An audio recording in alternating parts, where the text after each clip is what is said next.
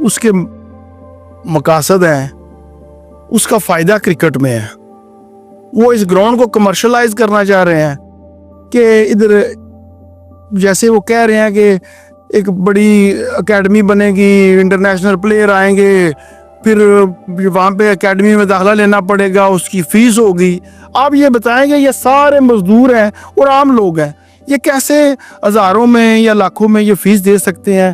اور کھیلتا ہوا پنجاب, یہاں پہ پروگرام ہوئے ہیں پنجاب گورنمنٹ کے کہ جو گراؤنڈ میں آ رہے ہیں ان کو تو نکالا, ایک ہی صرف گراؤنڈ ہے پورے جہلم کا. مقامی حکام یا سپورٹس جو بورڈ ہے اس سے رابطہ کیا آپ نے؟